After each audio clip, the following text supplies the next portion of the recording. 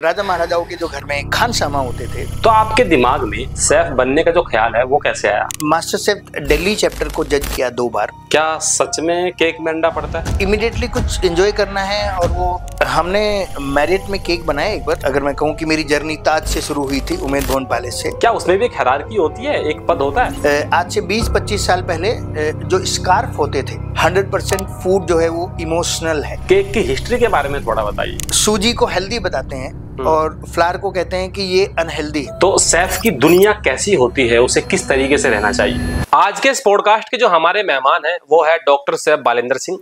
Doctor Balendra director है IBCA यानी institute of bakery and culinary art के।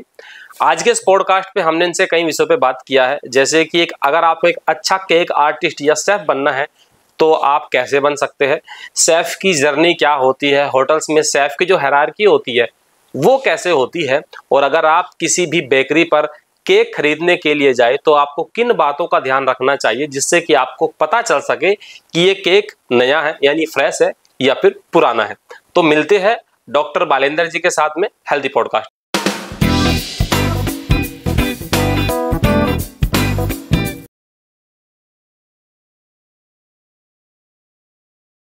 तो बहुत बहुत स्वागत है सर आपका हेल्दी पॉडकास्ट में।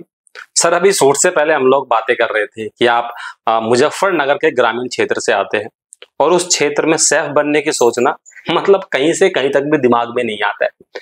तो आपके दिमाग में शेफ बनने का जो ख्याल है वो कैसे आया? ओके, सो अगर मैं आपको अपने एजुकेशन की बात बताऊं, तो मैंने अपना ग्रेजुएशन किया था फिजिक्स केमिस्ट्री मैथ्स में मेरिट यूनिवर्सिटी से। ओके। मेरिट में भी एक IHM तभी स्टैब्लिश हुआ था और मैंने अपना होटल मैनेजमेंट किया है देहरादून से। उस टाइम पे 3 ईयर डिप्लोमा कोर्स होता था, अभी तो 3 ईयर डिग्री कोर्स हो गया है। ये विचार कहाँ से आया मेरे दिमाग में वो मैं आपको बताता हूँ। मेरे फादर रिटायर्ड आर्मी पर्सनैलिटी थे, मिलिट्री पुलिस से रिटायर हुए थे। मेरे जो भैया हैं वो सॉफ्टवेयर इंजीनियर थे, घर में दूसरे भैया हैं वो भी इंजीनियर थे। सो अब मेरी भतीजी है वो डॉक्टर है। अब फैमिली में डॉक्टर इंजीनियर्स पहले से थे। कोई मैं प्रोफेशनली बात करूं, कोई ऐसा जहां पे बात आती है डिफरेंट फील्ड में कोई नहीं था, सब ट्रेडिशनल फील्ड में थे।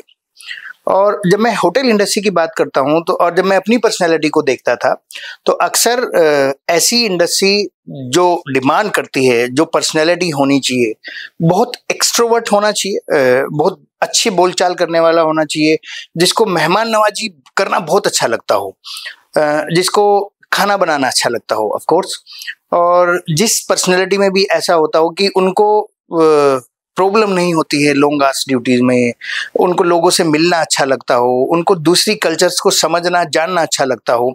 ये सारे एक होटेलियर के गुण हैं। सो हर आदमी अपने आप को स्टडी करता है। जब मैंने देखा कि ये सारी जो भी गुण हैं जो एक अच्छा शेफ बनाया जा सकता है या बन सकता है व्यक्ति, वो सारे व्यक्तित्व वाले गुण मेरे अंदर थे। क्योंकि हम गांव में पढ़े लिखे हैं तो आप समझिएगा कि गांव का कोई भी बच्चा जो जमीन में काम किया हुआ है, उनका जो अपना स्टेमिना होता है वो बहुत शानदार होता है। मतलब वो मिट्टी में खेले बड़े पले होते हैं, मिट्टी में काम किए हुए होते हैं। सो उनका जो एनर्जी लेवल होता है वो बहुत शानदार होता है। और चूंकि और बहुत सारी चीजें हैं जो गांव में बच्चों को मजबूत बनाती है, उनका जो अपना एटमॉस्फेयर होता है, अपना एनवायरनमेंट होता है, वो बहुत शानदार होता है। और एक शेफ मैं बात करता हूँ, अगर खाना बना रहा है और वो हेल्दी नहीं है तो आप ये मानिए कि खाना हेल्दी नहीं बन सकता। ओके। आप कभी भी बीमार अगर हैं, आपको हेडेक है, छोटा सा एग्जांपल ले लीजिएगा, आपको सर दर्द है और आप एक चाय बनाने बैठ जाएं, आपसे अच्छी चाय नहीं बनेगी। ओके। क्योंकि आपका मेंटल पीस ही नहीं है, आप उसको एंजॉय ही नहीं कर पा रहे हैं। जब वो पानी बॉयल होना शुरू हुआ, जब आपने उसमें चीनी डाली, वो चीनी मेल्ट हुई, उसमें बॉइलिंग आया, उसके बाद आपने उसमें चाय पत्ती डाली, फिर चाय पत्ती ने अपने कलर चेंज करने शुरू किए। सो आपने उस पूरे मोमेंट को, जो अपने आप में एक मैजिक है, चाय बनाने का जो मैजिक है, वो आपने एंजॉय नहीं किया। आप परेशान थे उस टाइम, आप दुखी थे या फिर आप बीमार थे। आपने ओवरऑल जो भी वो सारी आर्ट थी, जो भी मैकेनिज्म था, उसको एंजॉय नहीं किया। एंजॉय नहीं किया तो आपकी चाय अच्छी नहीं बनेगी, चाहे आप उसको कितना ही फिट रेसिपी से बनाएं। और आप स्वस्थ हैं, खुश हैं और आप चीनी थोड़ी सी कम भी हो जाएगी, आप उस चाय को एंजॉय करेंगे। तो खाना सेहत को बिलोंग करता है। एक healthy people can make a healthy food. Okay, इसी पे थोड़ा बात करते हैं। शेफ की दुनिया कैसी होती है? जैसे कि अभी थोड़ी देर पहले आपने बताया कि शेफ को जो है वो हेल्दी रहना बहुत ही ज्यादा जरूरी है। तो शेफ की दुनिया कैसी होती है, उसे किस तरीके से रहना चाहिए? देखिएगा, अगर मैं लाइन कुक की बात करूं, स्टार्टिंग में जो हमारी इंडस्ट्री है वो थोड़ी सी डार्क है, बिकॉज लो पेड रहती है स्टार्टिंग में। हमें जब एक्सपीरियंस नहीं होता तो हमें बहुत अच्छा प्राइस नहीं मिलता। आप ये मानिए कि अंडर पेड इंडस्ट्री है हमारी। मैं ओवरऑल अगर स्टैटिक बात करूं, बिल्कुल स्टैटिस्टिक्स पे, और लॉन्ग आवर ड्यूटी रहती है स्टार्टिंग में थोड़ी सी, लेकिन वो उनके लिए बहुत अच्छा है जिनको पेशेंस है और जिनको पैशन है फूड का। वो तो रुक के काम सीखते हैं, क्योंकि आपको अगर बहुत सारी चीजें ऐसी हैं कि जैसे मैं एक छोटा सा एग्जांपल लूं कि ब्रेड बनाना है। अब ब्रेड बनाने का एक प्रोसेस है कि आप पहले डो बनाएंगे, फिर उसको पहला फर्मेंटेशन देंगे, it will take minimum 30 to 25 minutes. Then second fermentation देंगे, अगेन 10 to 20 मिनट्स। देन उसकी शेपिंग करेंगे, फिर उसको फर्मेंट करेंगे, अगेन टेक 45 मिनट्स और 1 आवर, डिपेंड करता है टेम्परेचर क्या है, वेदर क्या है। एक ब्रेड, अच्छी ब्रेड बनाने में आपको मिनिमम 3 to 4 आवर्स लगेंगे।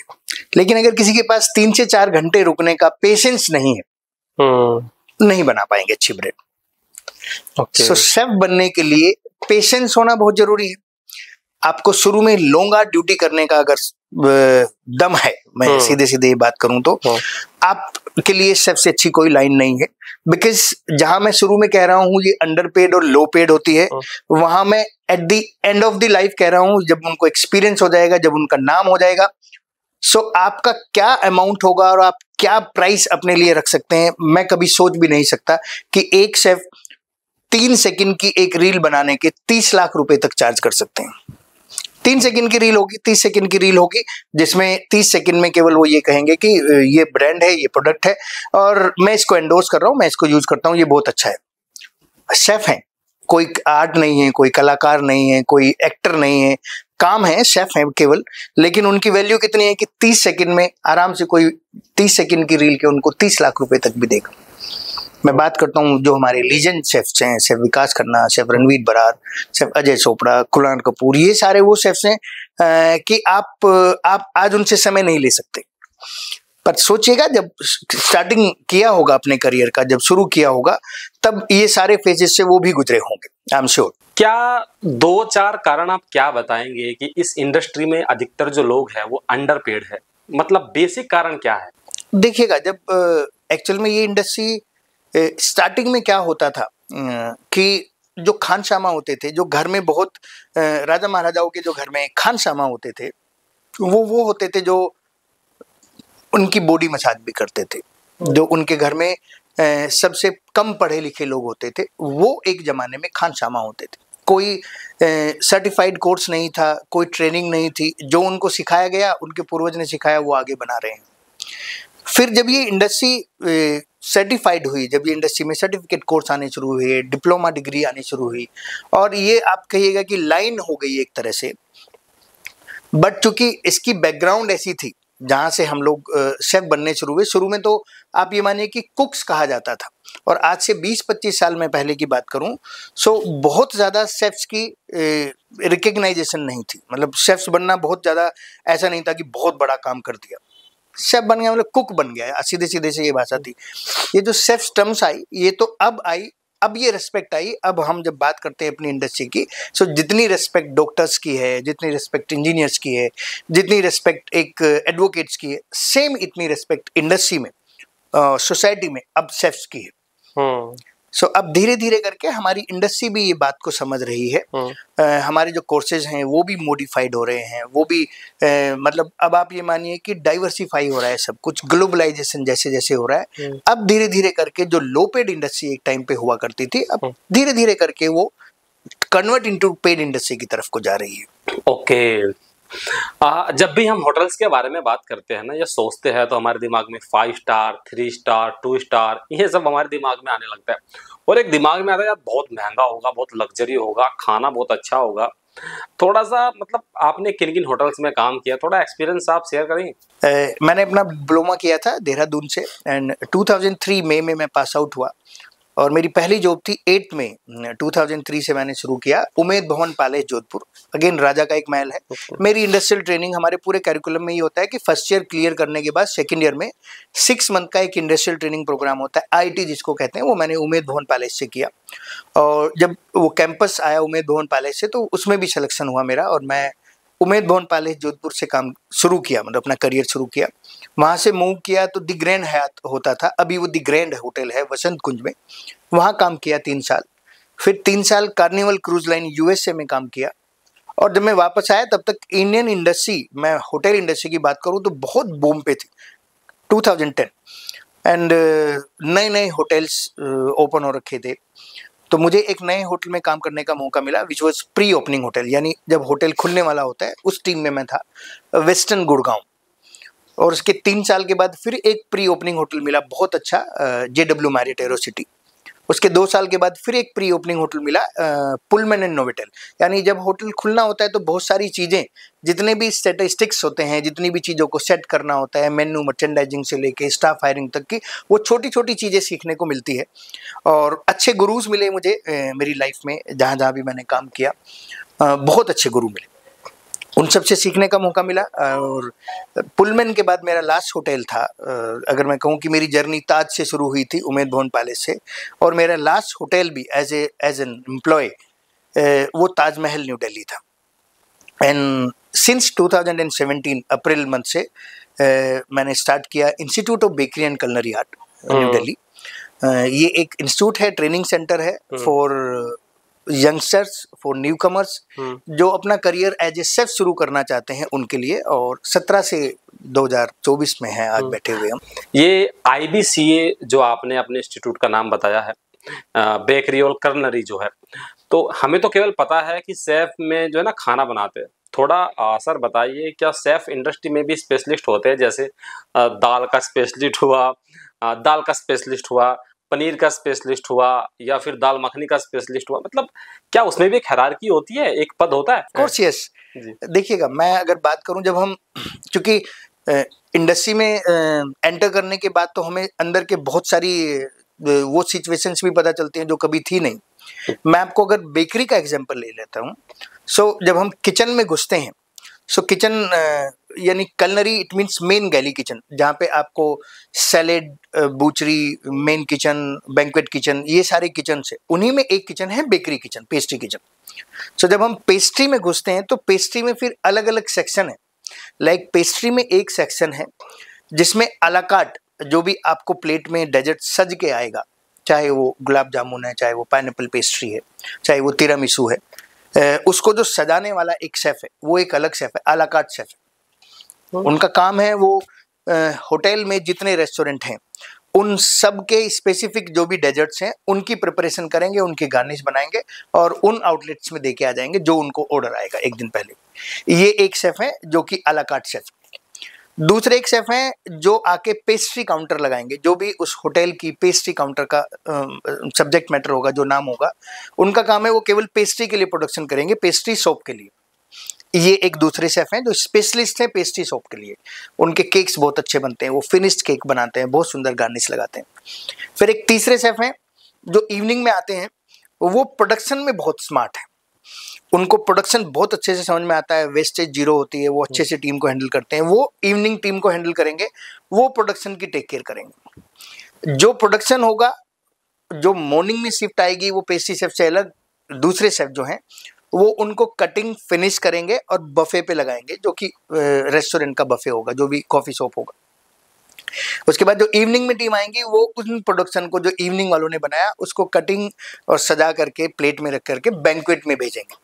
तो ये बैंक्वेट का शेफ है जो बैंक्वेट के लिए काम करेंगे, प्रोडक्शन के अलग हैं, उसको फिनिश करने वाले शेफ अलग हैं। फिर एक शेफ हैं जिनकी स्पेशलिटी है कि वो चॉकलेट बहुत अच्छी बनाते हैं और ऑफ कोर्स वो गार्निश भी बहुत अच्छी बनाते हैं, तो वो चॉकलेटियर हैं, उनकी पोजीशन ही चॉकलेटियर है।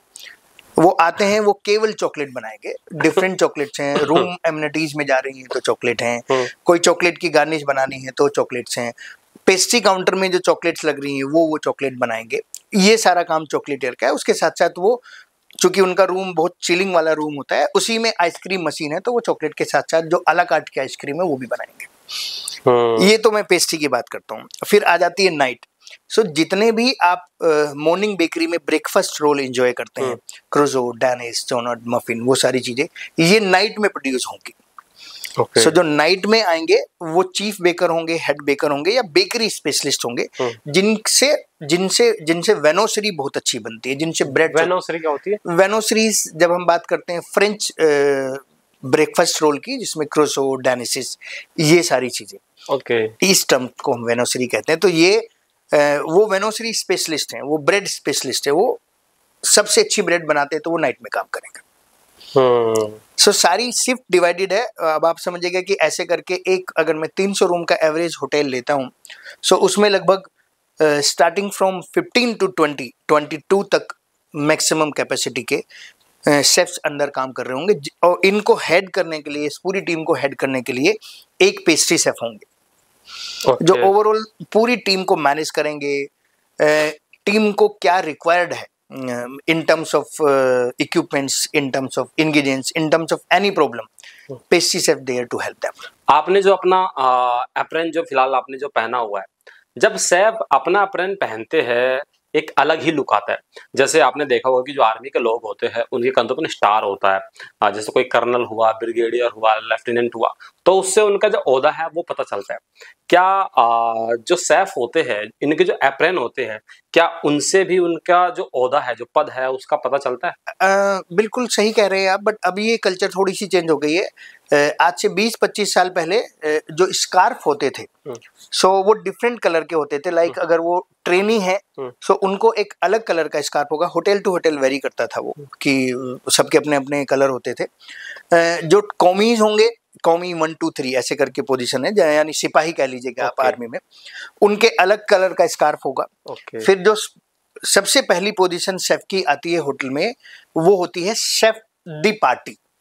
Chef DEPARTIE, chef the party कहते हैं। ये हेड होते हैं सबसे ऊपर, ये मिडिल में होते हैं, सुपरवाइजर होते हैं। यानी एक स्टूडेंट होटल मैनेजमेंट या हमारे कॉलेज से पास आउट होता है, तो सबसे पहले वो कॉमीज बनेंगे।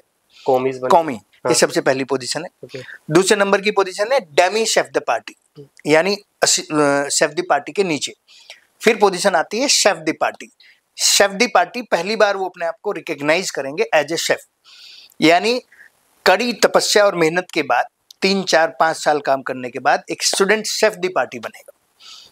उनके यहाँ पे लिखा हुआ आ जाएगा शेफ द पार्टी, और उनका कुछ समय पहले उनका स्कार्फ चेंज हो जाता था, अब तो सब ऐसे कॉलर के कोट आने लगे, तो अब स्कार्फ कंसेप्ट नहीं रहा इंडिया में। देन उसके बाद उनकी नेक्स्ट पोजीशन होगी जूनियर सू शेफ, यानी शेफ द पार्टी से ऊपर। फिर उसके बाद सू शेफ, फिर किसी किसी होटल में सीनियर सू शेफ भी होती है, और उसके बाद आता है असिस्टेंट पेस्ट्री शेफ की पोजीशन, और फिर पेस्ट्री शेफ, एंड देन उसके बाद उनके ऊपर एक एग्जीक्यूटिव पेस्ट्री शेफ। अब कभी कभी किसी किसी अच्छे होटल ने, जिन्होंने एग्जीक्यूटिव पेस्ट्री शेफ के ऊपर भी एक पोजीशन को डेवलप किया है, वो कि कई होटल्स हैं, लाइक दिल्ली में जैसे बहुत सारे लीला होटल्स हैं, तो उन लीला होटल के ऊपर एक कॉर्पोरेट पेस्ट्री शेफ रख देंगे जो सारे होटल्स को देखेंगे। सो वो क्लस्टर पेस्ट्री शेफ होगा, नोट मैं कॉर्पोरेट कह रहा हूँ, वो क्लस्टर पेस्ट्री शेफ होगा, जो इन 4-5 होटल्स के पेस्ट्री शेफ्स उसको रिपोर्ट करेंगे। वो हर जगह जाके वहाँ कमी पेशी जो भी कुछ जानकारी उनको चाहिए होगी गाइड करेंगे, और पूरी कंपनी के ऊपर एक कॉर्पोरेट पेस्ट्री शेफ होगा। पूरी कंपनी, यानी लीला होटल्स या ताज होटल्स या हयात होटल्स या मैरियट इंटरनेशनल, इनके ऊपर एक कॉर्पोरेट शेफ होंगे, जो पूरी इंडिया के सारे होटल्स के पेस्ट्री शेफ को पता होगा, उनको रिपोर्ट करेंगे। किसी सेलिब्रिटी के साथ में कोई किस्सा है, मतलब किसी होटल में आए हो और आपने उनको वो सर्व किया हो? आप ये मानिए कि अब जितने सेलिब्रिटीज हैं, उन सब के साथ एक लेवल पे आने के बाद, यानी मैं अगर अपने एक्सपीरियंस की बात करूं तो आज 24 साल इस इंडस्ट्री में काम करते हुए हो गए। मोस्टली सबके साथ बातचीत हो जाती है, उठना बैठना हो जाता है, उनके एक्सपीरियंसेस वो हमें बताते हैं कि उनके साथ, आप ये मानिए कि किचन में बुरे से बुरा भी होता है और किचन में अच्छे से अच्छा भी होता है। किचन की जब हम बात करते हैं तो दुनिया का सबसे एंजॉय करने वाला प्लेस है। वाई? बिकॉज आपको नहीं पता कि जो आप बना रहे हैं, इसको खाने के बाद वो गेस्ट अपने आप को कितनी बार रिटेन करेगा, रिपीटेटिव करेगा उसी रेस्टोरेंट में। कल आप जब नहीं भी रहेंगे इस होटल में, बीइंग ए शेफ, मैं चेंज कर देता हूँ अपनी प्रॉपर्टी, लेकिन उन शेफ को वो खाना, वो टेस्ट जो कि सेट है मेन्यू में, इतना पसंद है कि बार बार आ रहे हैं। अब बीइंग ए शेफ बस मैं उस टेस्ट को क्या कर रहा हूँ, उस टेस्ट को हिलने नहीं दे रहा हूँ। उस टेस्ट को मैं ऊपर तो कर सकता हूँ, उसका टेस्ट इंक्रीज तो कर सकता हूँ, लेकिन डिक्रीज नहीं कर सकता। सो इन सब के लिए हम होटल में एक छोटा सा टर्म्स यूज करते हैं, एसओपी, स्टैंडर्ड ऑपरेटिंग प्रोसीजर्स। जो रेसिपी की एसओपीज है उसके साथ छेड़छाड़ नहीं होगी, वो फिक्स है। कभी कभी ना ऐसा भी होता है, मान लीजिए कि मुझे पनीर लबाबदार चाहिए और इसे थोड़ा सा तीखा कर दीजिए, ये भी डाल दीजिए, वो भी डाल दीजिए, ऐसे बहुत सारे मतलब जो कस्टमर है वो डिमांड करता है। क्या 5 स्टार होटल में ऐसे डिमांड होती है, या फिर वहाँ पे जो प्रोसेस होता है कि आपने अगर ये बोला है तो ऐसा ही बनेगा? क्या मतलब कस्टमाइज करा सकते हैं अपनी डिश को? बिल्कुल अलग होता है, बट बल्कि मैं इससे भी आगे आपको एक इंटरेस्टिंग बात बताता हूँ। मैं मैरियट का एक हिस्सा बताता हूँ। हम मेरे जो एबल कलीग थे जो सुबह ब्रेकफास्ट में जाते थे, मैं सुबह ब्रेकफास्ट में अपना टेक केयर करने जाता था बेकरी का बफे। तो उन्होंने बोला कि शेफ, ये जो गेस्ट हैं ये ना ग्रीन चिली का ऑमलेट मांगते हैं और इनको ग्रीन चिली ज़्यादा चाहिए और एग वाइट का ऑमलेट मांगते हैं। मैंने बोला ठीक है, दे दो। अब जिसने पहली बार वो ऑमलेट बनाया था, जिस शेफ ने भी बनाया था, उनको पता था कि स्पेसिफिकली ग्रीन चिली भी कितनी एक्सेस। ऐसा तो नहीं कि 2 एग वाइट का ऑमलेट बना रहे हैं और उसमें 200 ग्राम ग्रीन चिली जाने। उन्होंने बहुत फिक्स टर्म डाली थी, बट ये कम्युनिकेशन चूंकि कम्युनिकेट नहीं किया था दूसरे एबल कलीग शेफ्स को, तो उन्होंने थोड़ी सी ग्रीन चिली फालतू डाल दी। सो उसके बाद जो गेस्ट भड़के, उन्होंने बोला yes, I was so happy कि मैं, जब मुझे सुबह ही आके पूछा गया कि सर आपके लिए वो ग्रीन चिली वाला एग वाइट ऑमलेट बना दो, तो मैं तो बड़ा खुश हुआ कि वाह यार, यहाँ पे तो सब लोगों को पता है मेरी चॉइसेस क्या है। तो मैं तो अपने आप को बिल्कुल किंग फील कर रहा था। लेकिन मेरे से ये भी तो पूछ लेते, या फिर उस शेफ को ये भी तो पता होना चाहिए था कि किस लिमिट तक ग्रीन चिली। ऐसा तो नहीं कि सेम क्वांटिटी में ग्रीन चिली एंजॉय करूंगा मैं। सो ऐसा तो होता है, हम गेस्ट के रिक्वायरमेंट के अकॉर्डिंग बनाते हैं।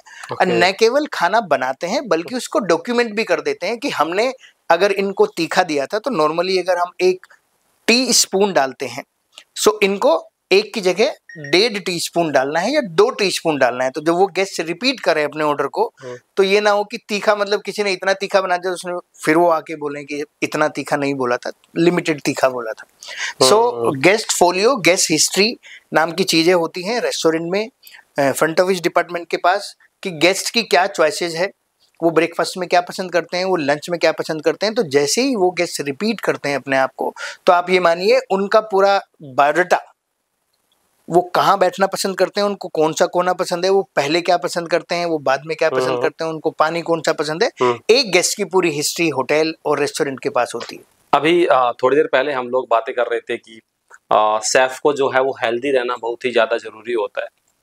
तो कुकिंग में इमोशन कैसे अपना रोल प्ले करता है? हाँ, इमोशन ही रोल प्ले करता है, कितना नहीं, 100% फूड जो है वो इमोशनल है।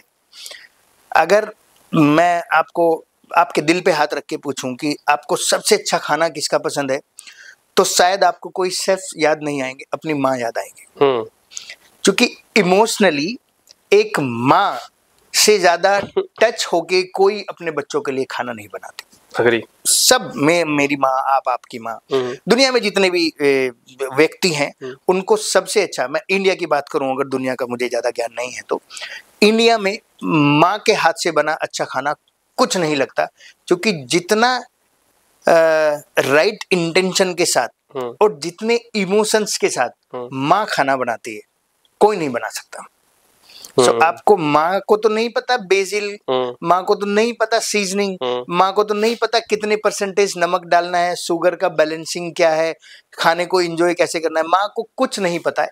लेकिन उसके बाद भी माँ ने चूंकि इंटेंशनली खाना ऐसे बनाया कि मेरे बच्चे को पसंद आना चाहिए, और उनको पता है कि बचपन से इनको क्या पसंद है, मेरे बेटी को, मेरे बेटे को क्या पसंद है, उनको उनकी पसंद नापसंद है। सो खाना तो इमोशन है, मैं अगर बात करूं, अगर कोई कहे कि मैं परेशान होकर खाना बना रहा था या फिर ये आदमी मुझे पसंद नहीं है, ये क्यों आ गया मेरे घर में, आप उसके लिए खाना देखो कैसा बनता है। या फिर कोई ऐसा गेस्ट है जो बहुत प्रॉब्लमेटिक गेस्ट है और उनका खाना बनाते हुए हर एक शेफ अवॉइड करता है कि यार किसको कुछ खिलाओ, ये बाद में कंप्लेन ही करेगा। तो आपके भाव चेंज हो गए खाना बनाते हुए, आपके भाव चेंज हो गए तो सारा सिस्टम चेंज हो गया। सो जो भावनाएं हैं, जो इमोशंस हैं, वो तो इमोशंस ही फूड है। आपने बहुत, आप स्वस्थ हैं और आपने इमोशंस को टच करके खाना बनाया है कि मेरे खाने में कंप्लेन नहीं आने चाहिए, मैं अपने मन से खाना बनाऊंगा। मैं आपको बताऊं, मेरे एक शेफ थे, वो अपनी कहानी बता रहे थे गोवा होटल की, कि वो सेट कर्ड बनाते थे जब वो इंटर्न थे, जब कभी, अभी तो बहुत रेनोन्ड शेफ हैं। सेट क्या बनाते थे? सेट कर्ड यानी कर्ड को फ्लेवर करके सेट कर्ड कुल्हड़ में बनती है, गेस्ट को सर्व होती है मॉर्निंग ब्रेकफास्ट पे। तो अगर मैं उसको रात को ही बना के छोड़ दूं तो सुबह तक उसका फ्लेवर थोड़ा सा रिड्यूस हो जाता है। तो उनके जो गुरु ने समझाया कि अगर आप सुबह ही 3-4 बजे सेट कर्ड को रखो सेट करके और उसके बाद सुबह इसको खिलाओ तो ये ज़्यादा टेस्टी होगा, ज़्यादा फ्लेवरफुल होगा, ज़्यादा फ्रेश लगेगा। सो समझिएगा कि वो अपने किसी कलीग को सुबह 3-4 बजे फ़ोन करके बोलते थे कि वो जो मैंने सेट करके रखा हुआ था, मीजा पला करके रखा हुआ था, मीजा पला मतलब everything it's in on place, सब चीज़ें अपनी जगह पे, उनको ऐसे करके मिक्स कर दो और सुबह जब मैं आऊँगा तो मेरा सेट कर्ड आ जाएगा। सो अगर मैं उसको रात को 9 बजे करूँगा तो वो सुबह 6 बजे इतना फ्लेवरफुल नहीं होगा जितना कि अगर हम 3 बजे करेंगे और गेस्ट उसको 6, 7, 8 बजे एंजॉय करेंगे तो ज़्यादा एंजॉय करेंगे। सो खाना जो है इतना कनेक्टिंग है। अच्छा, एक बात बताइए, हमारे इंडिया का जो खाना है, आपने बहुत सारा मतलब काम किया है, अलग अलग जगह पे आपने काम किया है, क्या जो बाहरी लोग हैं वो इंडिया के खाने को पसंद करते हैं? कितना पसंद करते हैं? हाँ, देखिएगा, उनको तीखा पसंद नहीं है। जो बात करें हम यूरोप की बात करें या यूके की बात करें या हम बात करें यूएसए की, वो उनकी इंटेंशनल नहीं है कि वो तीखा फूड खाएं, लेकिन जो हमारे स्पाइस हैं वो बहुत पसंद आते हैं। मतलब हम पहले देसी स्पाइस वाले थे, हम जाने स्पाइस की वजह से जाते थे, तो हमारे मसाले पूरी दुनिया में पसंद किए जाते हैं। और मोस्टली जो हमारे ऐसे खाने हैं जैसे हमारी दाल मखनी है, पूरी दुनिया में पसंद की जाती है। हमारी बिरयानी है, पूरी दुनिया में पसंद की जाती है। और जो हमारी मिठाइयाँ हैं, आप ये मानिए पूरी दुनिया में पसंद की जाती है। तो कुछ खाना ऐसा है जो पूरी दुनिया में पसंद किया जाता है। पूरी दुनिया में जो मैं अगर बात करूं फूड की, सो सबसे ज़्यादा खाने जाने वाला खाना जो है दुनिया में वो बिरयानी है। ये हिंदुस्तान से शुरू हुआ है। और अगर हम बात करें अपनी मिठाइयों की तो हमारी फेमस मिठाई जैसे काजू कतली है, जलेबी है, गुलाब जामुन है, रसगुल्ला है, ये पूरी दुनिया में खाया जाता है। थोड़ा थोड़ा सा रूप चेंज हो जाता है देश में के जाके, लेकिन लगभग उसका जो बेस रहता है वो वही है जो इंडिया में है। आपने मास्टर जो शो आता था, रियलिटी शोज आते थे, उसमें भी आपने काम किया, थोड़ा एक्सपीरियंस बताइए। मतलब उसमें जो खाने को अगर आपको किसी को रिजेक्ट करना है तो किन किन बातों का ध्यान रखना पड़ता था, कैसे आप करते थे कि आप खाना अच्छा नहीं है आपको रिजेक्ट किया जाता है? कुछ एक्सपीरियंस है आपको, थोड़ा शेयर कीजिए। जी, मैं मास्टर शेफ दिल्ली चैप्टर को जज किया 2 बार। मैं उस एपिसोड में नहीं गया वहाँ पे जहाँ पे वो रियल फैक्ट होता है, लेकिन हाँ मैं आपको अगर बताऊँ कि मास्टर शेफ जो फर्स्ट मास्टर शेफ आया था 2010 अक्टूबर में एयर हुआ था, वो तब से लेके अभी जो 2024 में आएगा ये 8th है, अब तक 7 हो चुके हैं।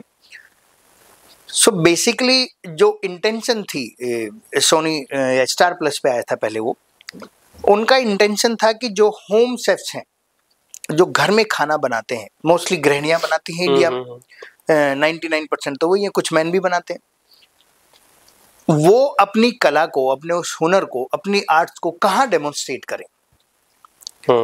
उससे पहले दूसरे कंट्रीज शुरू कर चुके थे, मास्टर शेफ ऑस्ट्रेलिया शुरू हो चुका था, यूएस से भी शुरू हो चुका था, इंडिया में पहली बार शुरू हुआ था 2010 में।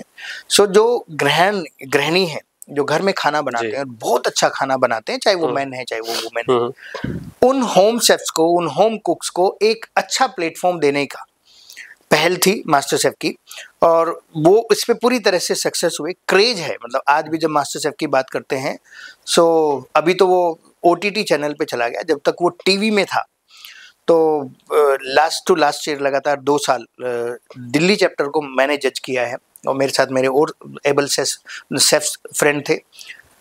आपको घर से खाना बना के लाना है, और अगर वो टेबल पे पसंद आ जाता है वहाँ पे, अब हमारे साथ एक टीवी चैनल से एक जेंटलमैन या लड़की होती थी, वो अपने क्वेश्चन जो भी पर्सनैलिटी को, ट्रेड्स को करके जो उनको पूछना होता था वो पूछते थे।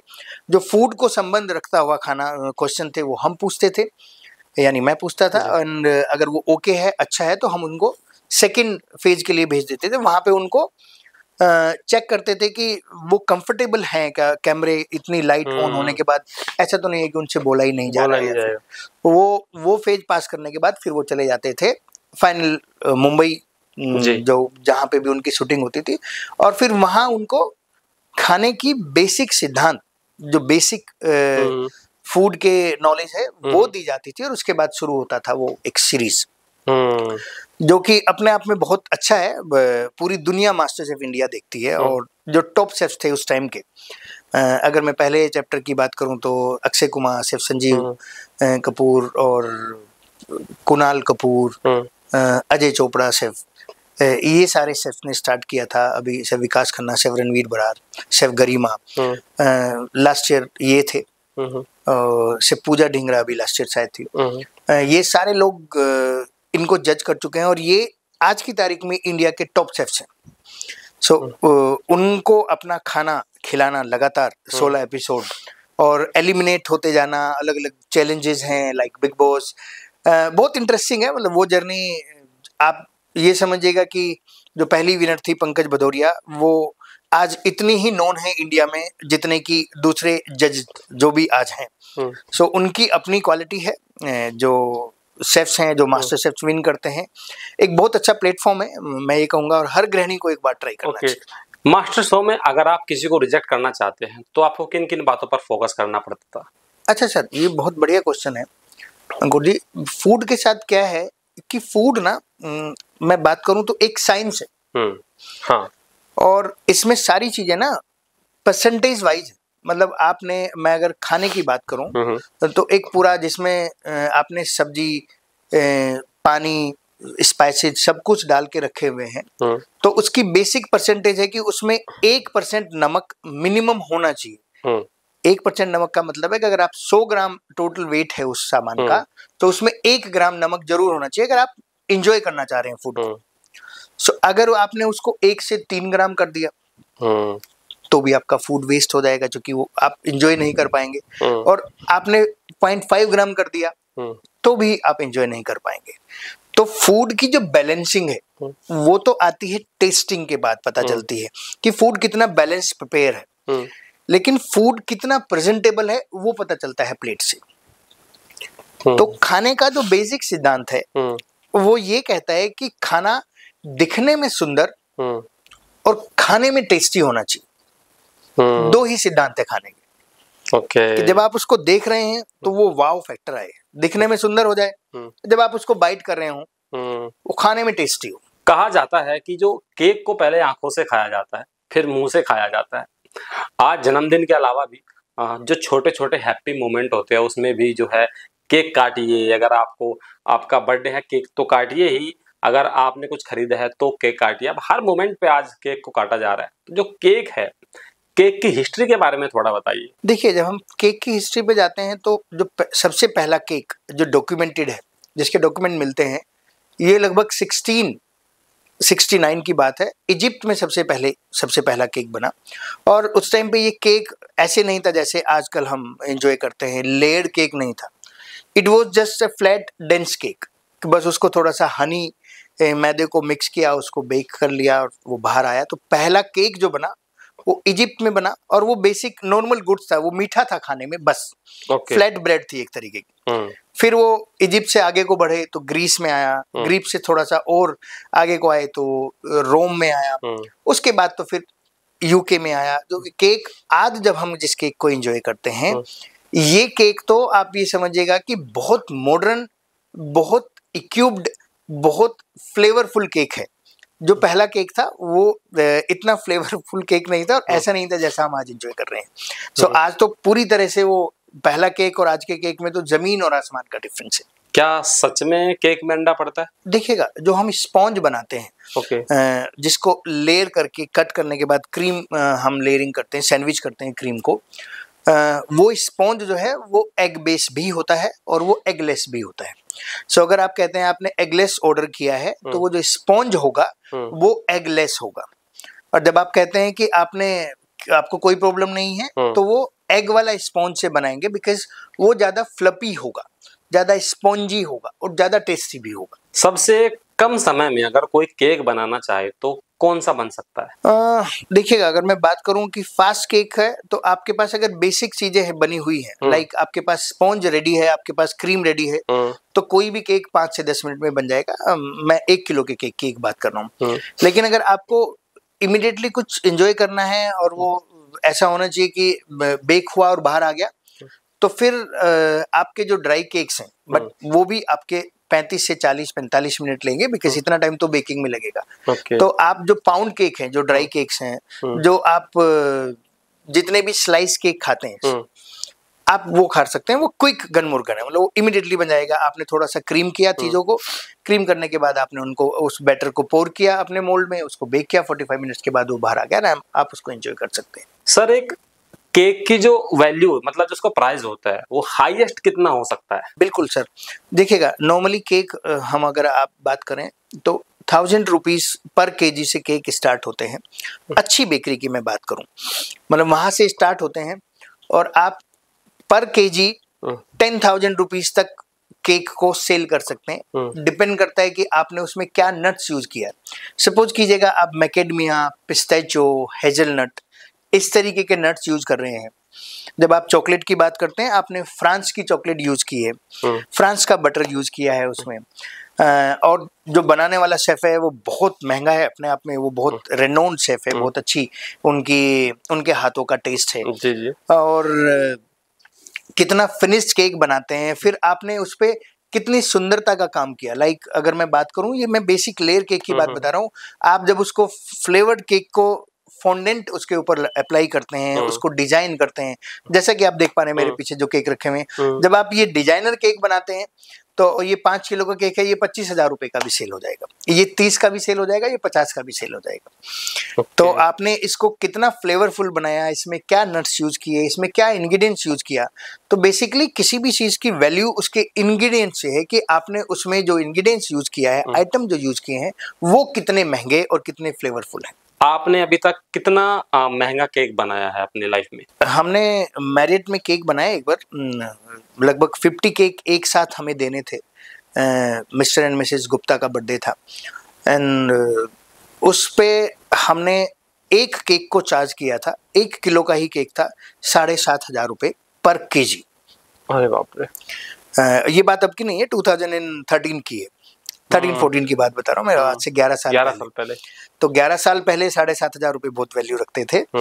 और अभी तो अभी आप ये मानिए कि केक बनाना, केक खरीदना, केक प्राइसलेस है। आप कितनी भी कीमत ले सकते हैं, बशर्ते कि आप कितना कीमती बना रहे हैं उसको, इस पे डिपेंड करता है। एक जो लोकल बेकरी होती है और जो फ्रेंच स्टाइल की बेकरी होती है, इन दोनों में बेसिक फर्क क्या होता है? मैं जब बैटर की बात करूं तो दोनों की सिमेट्री देखनी पड़ेगी कि जो लोकल बेकरी है वो उनके जो इंग्रेडिएंट्स होते हैं, अगेन मैं उसी पे दोबारा रिपीट कर रहा हूँ उन्हीं शब्दों को, उनके लोकल प्रोक्योरमेंट होगा, उनका फ्लावर भी लोकल होगा, उनके फ्लेवर भी लोकल होंगे। वो पाइनएप्पल पे ज़्यादा काम कर रहे होंगे, चॉकलेट तो वो लोकल डालेंगे जो कंपाउंड होगी, जो कि अलग अलग वर्जन है।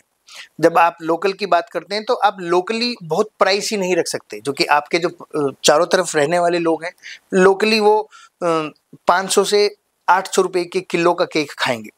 तो जब वो 500 रुपए किलो का केक होगा तो फिर उसमें इंग्रेडिएंट्स भी वही होंगे। फिर आपको चॉकलेट भी कंपाउंड यूज करनी पड़ेगी, क्रीम भी थोड़ी सी चीप यूज करनी पड़ेगी, जो स्पॉन्ज बना रहे हैं उसका प्रोसेस भी थोड़ा सा चीपर होगा। सो जैसे जैसे आपका प्राइस कम होता चला जाएगा, ऐसे ऐसे आपकी इंग्रेडिएंट्स की वैल्यू कम होती चली जाएगी।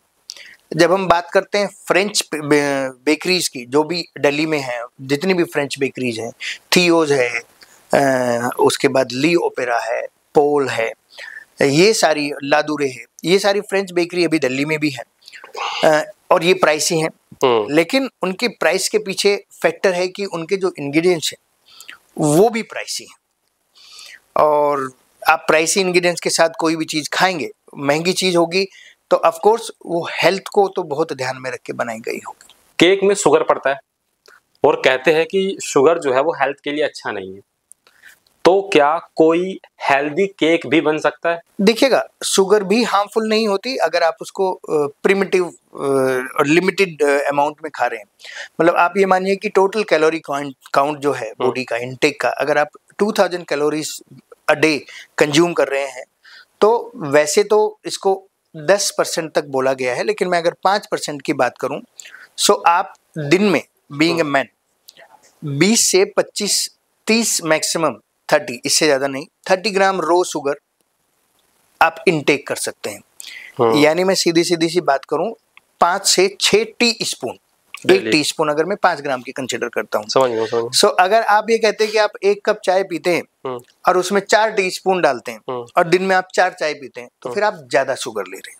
केक में जो फ्लोर डाला जाता है, मतलब जो आटा होता है वो डाला जाता है, कभी कभी सुनने में आता है, बहुत सारी न्यूज़ भी ऐसी आती है, और ऐसा होता है कि नहीं मुझे तो पता नहीं, लेकिन क्या फ्लोर में यानी जो आटा उसमें इस्तेमाल होता है उसमें भी स्कैम हो सकता है? देखिएगा, मोस्टली ये भी बहुत बड़ी मिथ है कि सूजी को हेल्दी बताते हैं और फ्लावर को कहते हैं कि ये अनहेल्दी है।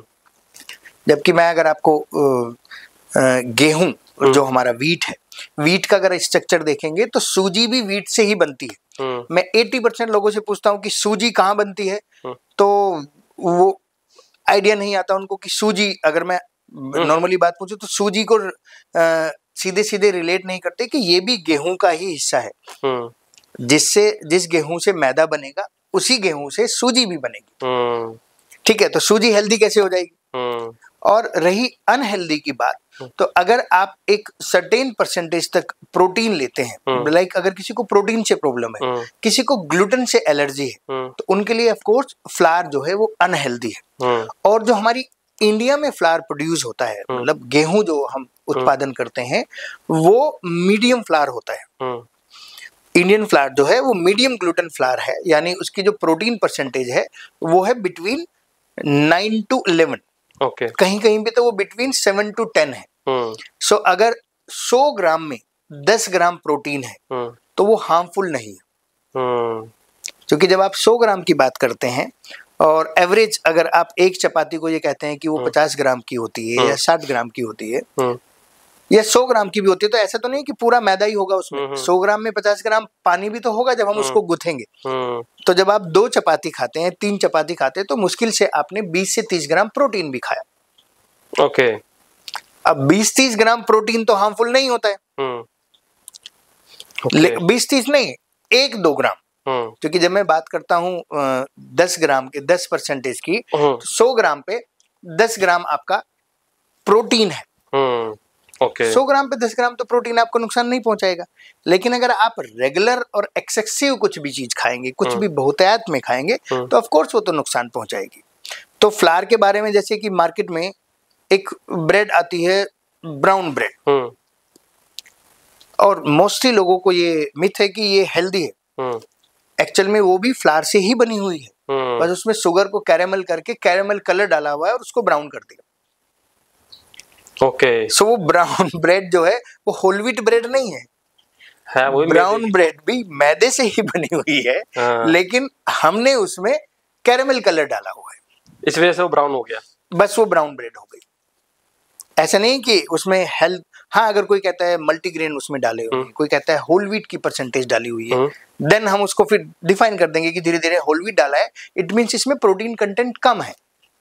ओके। लेकिन अगर वो फ्लावर ब्रेड है, इसीलिए बहुत सारे लोग, अब ये आप अगर बहुत सारे यूट्यूब चैनल देखेंगे, इस चीज पे बहुत इम्पेसाइज करने लगे कि आप जो है अपने प्रोडक्ट के इंग्रेडिएंट्स को जरूर पढ़ें। हाँ, लेवल पड़ेगा इंडिया, लेबल पड़ेगा इंडिया। ये जो मुहिम जिन्होंने भी चलाई है, इसका बहुत फायदा इसलिए भी होता है कि आप मैं एक छोटा सा एग्जांपल लेता हूँ। आप 1 किलो लीची जूस आपको 100 रुपए या 120 या 150 जो भी उसका प्राइस होता होगा, वो मैंने तो पिछले कई सालों, पिछले जब से मुझे ये नॉलेज हुआ तब से मैंने लीची जूस नहीं खरीदा। मैं फ्रेश लीची का जूस बनाऊंगा, फ्रेश लीची खरीदूंगा, उसको एंजॉय करूंगा।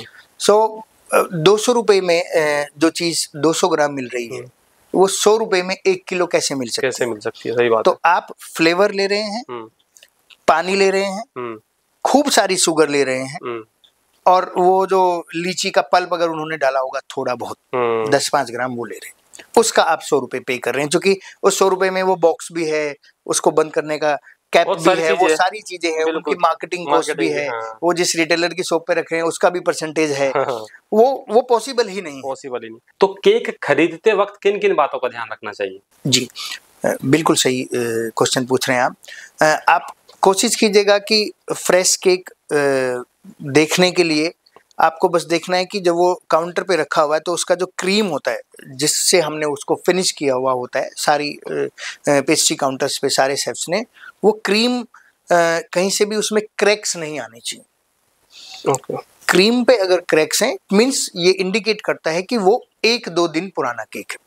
क्योंकि एक केक आराम से 2 दिन उसकी शेल्फ लाइफ होती है। मैंने आज बनाया, ये कल और परसों 2 दिन सेल हो सकता है। लेकिन ज़्यादातर अच्छे होटल, अच्छे रेस्टोरेंट ये भी करते हैं कि आफ्टर 8:30 30%, 20% या 50% तक का डिस्काउंट देके वो सोचते हैं मेरे आज जितने मैंने केक बनाए वो आज ही सेल हो जाएं, ताकि कल मैं अपने काउंटर पे फ्रेश केक रखूं। लेकिन अगर कहीं आपको लग रहा है कि आपके क्रीम केक पे क्रीम जो है उस पे क्रैक्स हैं, इट मीन्स ये इंडिकेट करता है कि वो केक पुराना है 1 या 2 दिन, इससे ज़्यादा कोई नहीं रखता है। So thank you so much sir, healthy podcast में आने के लिए आपका बहुत बहुत धन्यवाद।